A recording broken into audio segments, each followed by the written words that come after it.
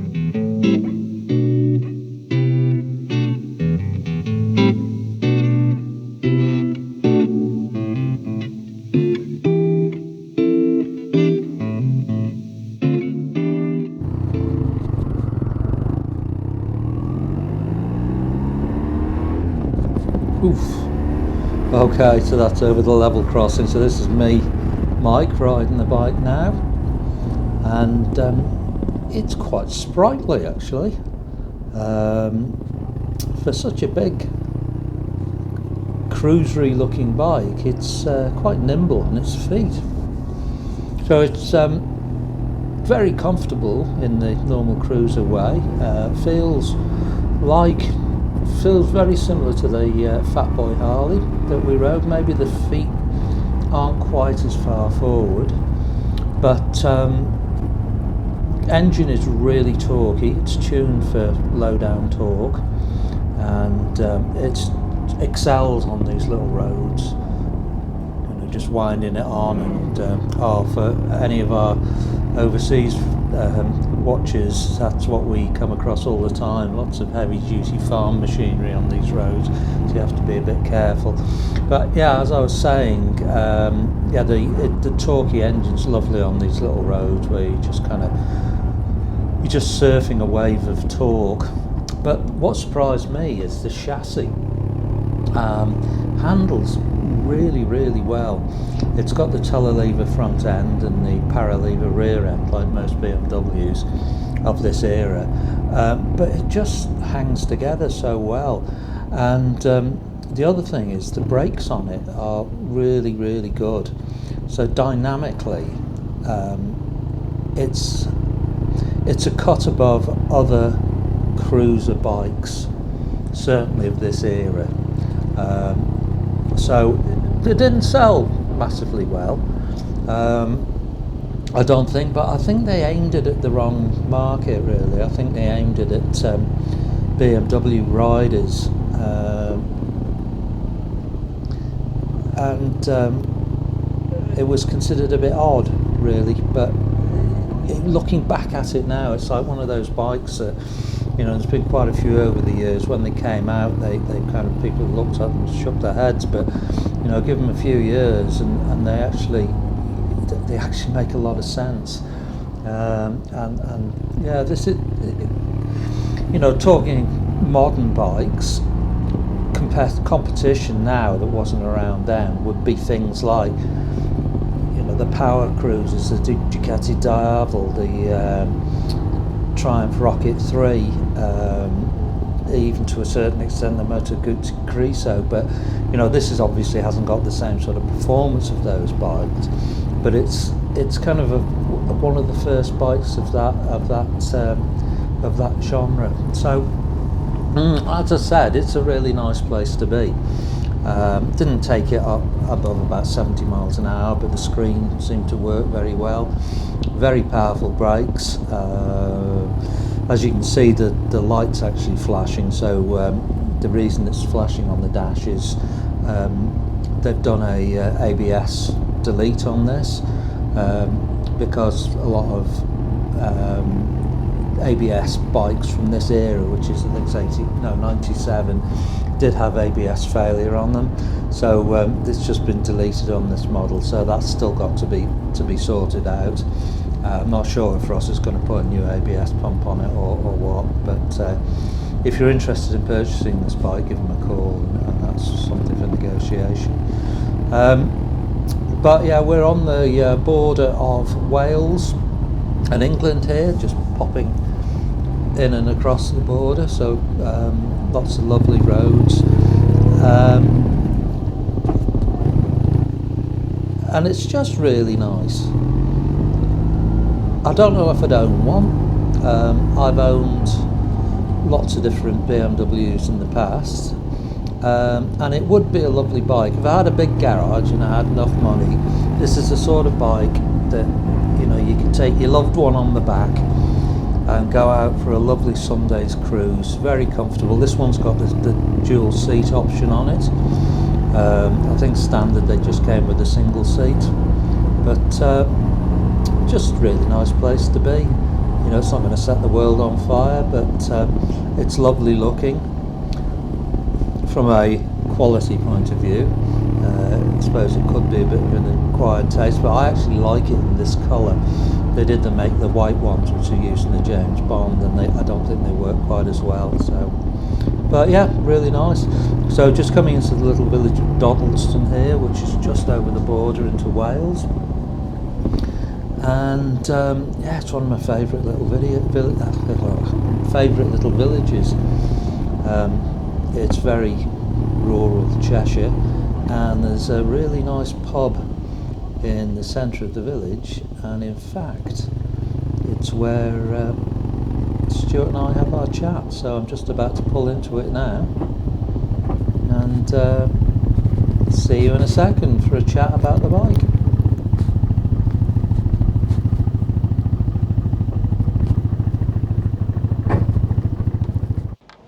Cheers everyone.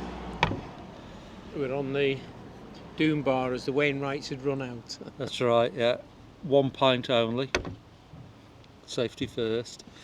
So actually just got me and Stu today, and we've taken out a R1200C BMW, which you've probably seen from the pictures, and it's the old cruiser of a bike. From what year? About 98? We think in 97, 98. 97, 98. And this belongs to our mate Ross Campbell from Bretton Motorcycles. The bike's up for sale. So we just thought we'd take it out. Oh, there's a wasp there, bugger off. Yeah, so we're out, we're just over the English border, we're over the border from Wales, and we're in a... Well, we've been riding up and down, we've going crisscrossing the border, haven't we? Yeah, So yeah. we've been going from Wales into England. But there's a little bit of a speciality about this bike, isn't there? Yeah, indeed. It was used in, well, not this one, but a white one of these was used in James Bond film, which was Tomorrow Never Dies. Tomorrow Never possibly, Dies. Yes. with Pierce Brosnan. Yeah. So I think I can't quite work out how they do it with such a massive bike, but they leap over across a building or something. Yeah, there's lots of stunts, but it's I think when the bike was developed, it was put in as product placement. So I think they gave them 5, and they are now in Guggenheim museums. I think one in New York. I know there's one in Bilbao in Spain. So it's spread around, so you could go and see the original one if you wanted to. Yeah. However, we rode the Russ Campbell version. Yeah, the brown one, the sexy brown one. But to be fair, it surprised me because I've never been a great one. Like Stu and I have always been more kind of sport bike sort of thing. But so basically, it's BMW's version of a Cruiser, isn't it? Yeah, and it's its first attempt at producing like a Harley rival. Like a Cruiser. They do them nowadays. They've got the R1800 with that massive engine. Yeah, however, if you wanted to be a little bit different, it's got the telelever front end.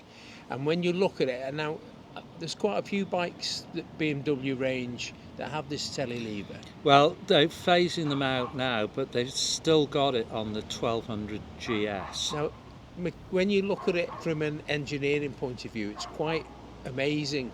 And then on this bike, it's all out in the open. Yeah. If you have a look at the beauty shots, you can see that it's almost like a swinging arm that sticks out the front. It's exactly what it is. It is absolutely, the welding on it, it's all nicely polished, all nicely shaped. It's a bit of a work of art. Yeah. And then when you actually ride it, it feels like the front end of the bike is absolutely solid. Yeah.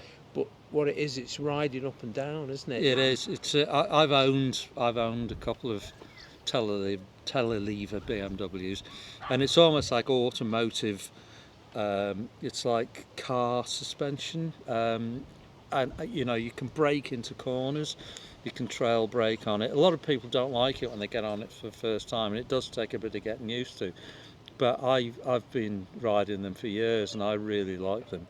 Yeah, and this bike did handled brilliantly, and it's got it's a 1200 oil head. It's oil heads, yeah. Okay. So the cylinder heads are oil cooled.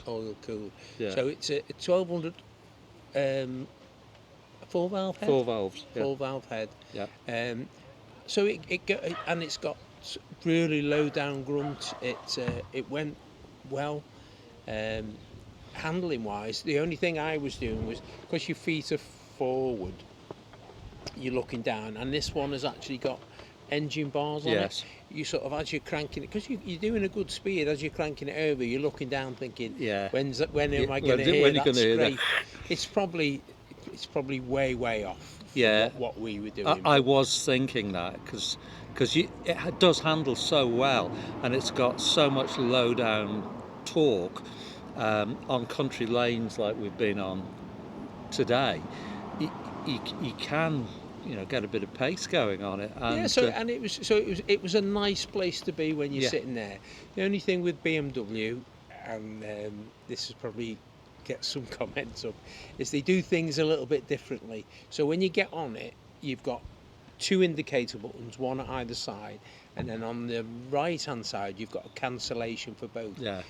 same with the start button. The start button is in a toggle switch, so you have to toggle it to the right position before you can start it. However, we're all jumping on each other's classic bikes, and each one of them has a little sort of, you know, idiosyncrasy that you've got to get used to. Well, so I suppose that's it's like all your square four. The gears are on the opposite side and then the opposite way around. Exactly. So it's one of those things where it's a little bit like riding a classic bike. You have to get on it and you have to engage and think a bit about what you're doing. But once you get sort of used to that, I thought it rode really well. I thought it rode great. It's a lovely bike. You know, it would be a great bike to, you know, put your lady on the back of, or whoever, whatever your choices are. And I think this one has got luggage with it, some sort of I think it has. With it. It has got luggage. So, you know, there's possibility of some sort of touring capabilities. Yeah. So it's one thing you may notice, it had the ABS light flashing on the test ride, and that was because they've disconnected the ABS, because on that era of BMW, it's a known fault. I've had 1150 GS, not mine, but a friend of mine, and he had the ABS pump disconnected on that, because it is something that does go on. It didn't really. The But brakes were fine. The brakes were brilliant. The only one time I was braking, I changed down and trail brake the back brake into a corner. I think it locked the back end up momentarily. That was all. But that's riding technique with because you got shaft drive. That's what I was going to say. The shaft drive is less forgiving. So you don't get, and it is getting used to riding a BM. But I'd imagine a lot of people watching this have ridden BMs. Yeah. You know, I mean, I have sort of, but it's only sort of fleetingly. But yeah, it's. Well, you rode I had a R1200C, and you took that over the mountain at the Isle of Man, didn't you? Yeah. That was okay. Yeah. But going back to this one, it was quite relaxed at road speeds, isn't it? Yes. So it's one of those things where you get just as much enjoyment out of riding it without having to break any speed limits. Yeah. Which is what we all need these days. God. Yeah, the it's just speed limits are just where does it fit into, you know? Yeah. In if I looked at it in my stable, I don't really know where that would fit into. So would you own it? Would you own one? I don't think I would. Yeah. But the thing that's it sort of surprised me is that telelever front end. Yeah. So I would imagine other stuff,